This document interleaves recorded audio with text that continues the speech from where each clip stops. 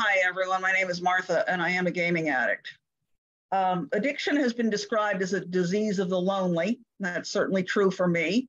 I'm an only child born to older parents, grew up on the outskirts of a small town in Connecticut. Never felt as if I quite fit in. When I got to school, I was bullied a lot.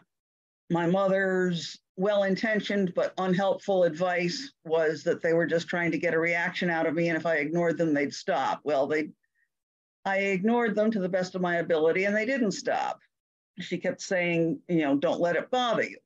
Well, that gave me the feeling that, there was some sort of switch inside my head I could flip and it wouldn't bother me. And I couldn't find that switch. So that just added to the feeling of there being, quote unquote, something wrong with me. When I was 9, my father passed away. My mother's response to that was life goes on. He would want us to be happy. So, I internalized a lot of that as well.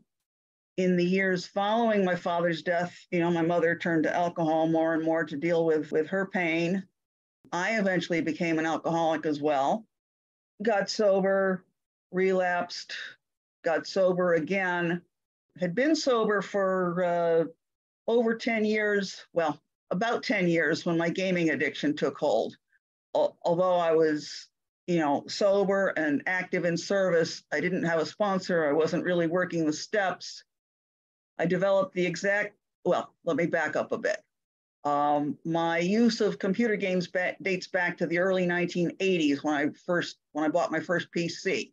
Never really got into trouble with them until after I joined Facebook. I had signed up for a game subscription, about $7 a month, which I could easily justify spending on myself. I found several games on Facebook as well that I started playing and enjoying, but I didn't spend any money on them until a fellow player of one of those games introduced me to an MMO real-time strategy game that I thought was really cool and awesome at first. I loved the teamwork and the alliance building it fostered. Somehow interacting with people online seemed safer than dealing with them in real life. However, I had little to no face-to-face interaction with people. I rationalized that I wasn't really isolating because I was chatting with my alliance mates. And I also rationalized it as being less harmful than drinking in a number of ways. But by 2010 or so, it was all I wanted to do.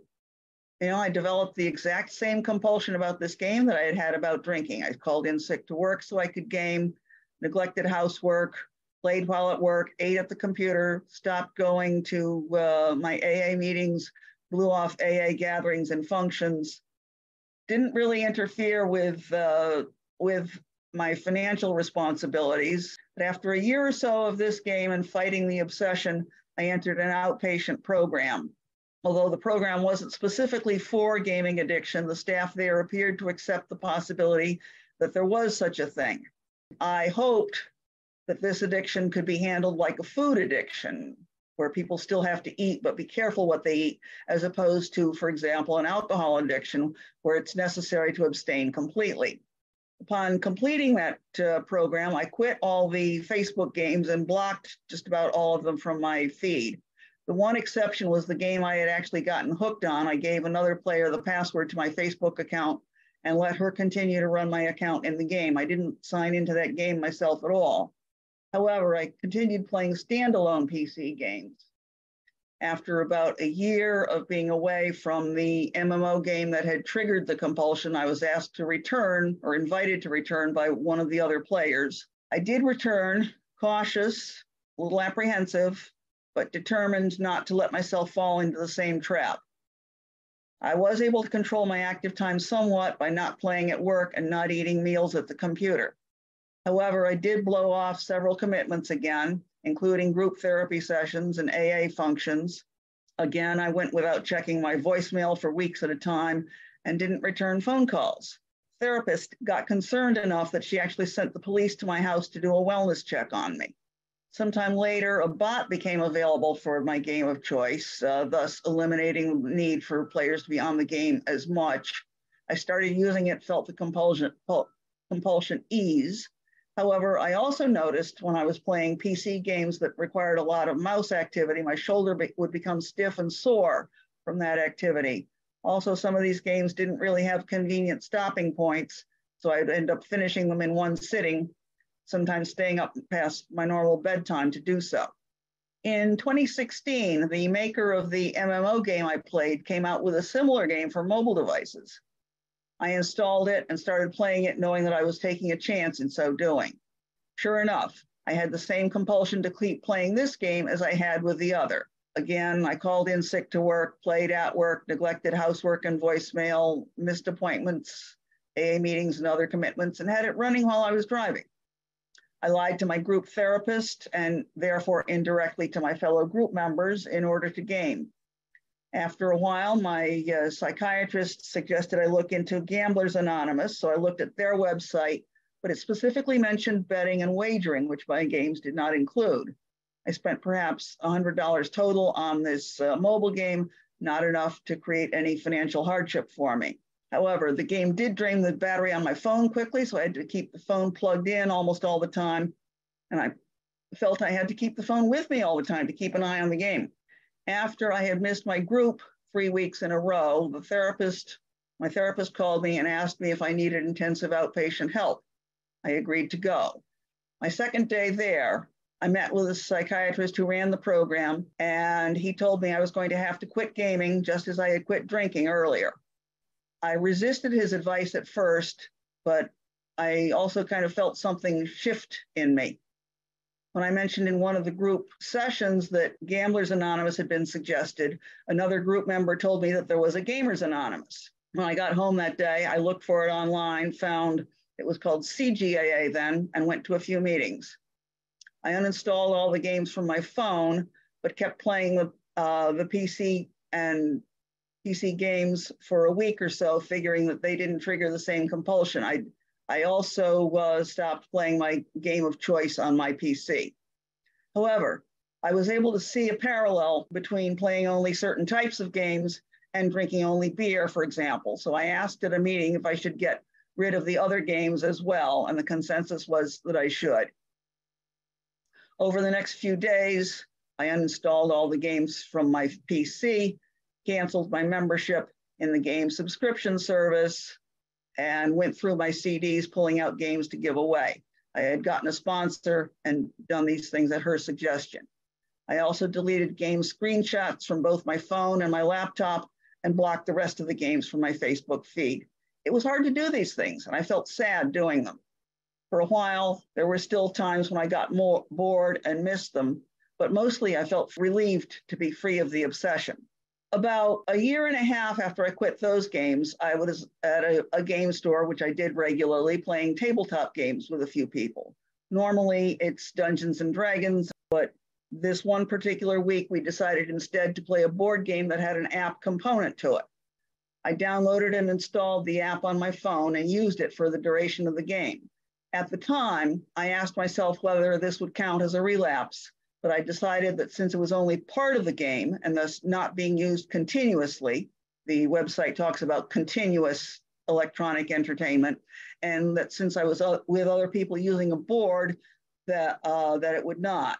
I did uninstall the app as soon as we finished playing the game that evening, but the thought kept staying with me. So several months afterwards, I asked my then sponsor and another person in the program who I trusted and respected whether that constituted a relapse, and they both tell me they thought it did. I have not reinstalled the app, and I have not played that game since.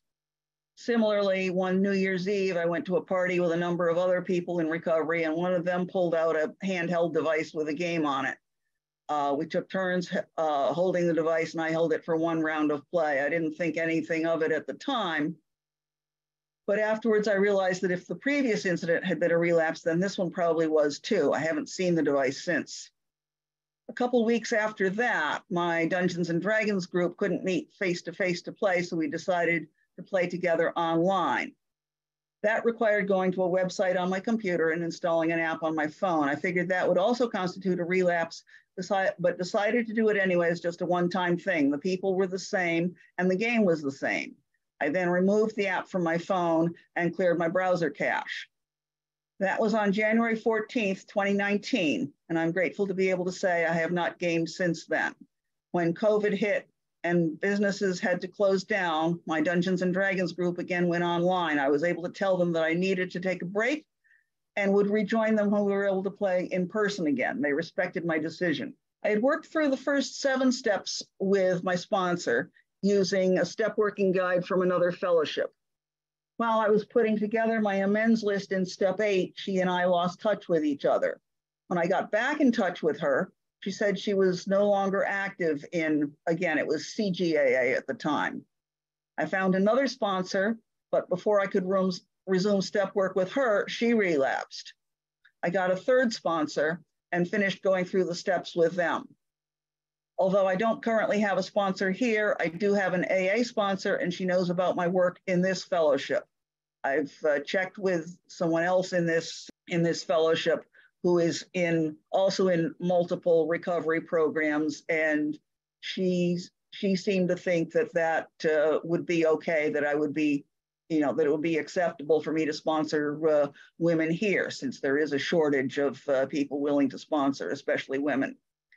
I found the step work rewarding and helpful. I believe I am a better person as a result. I have learned a lot about myself, and some character defects have been removed. I have been able to make direct amends to my former therapist and to my fellow trusted servants in AA. I am making living amends to my boss and coworkers. I find that when I have good conscious contact with my higher power, which has been difficult to find lately, I am able to deal with life on life's terms much more easily. I go to meetings regularly. I chair one weekly. I also sponsor a couple women. And as I said earlier, and doing so has helped emphasize to me that I am not alone or terminally unique. So I'm very grateful for this program and the fellowship, and for all of you. Thanks for allowing me to share.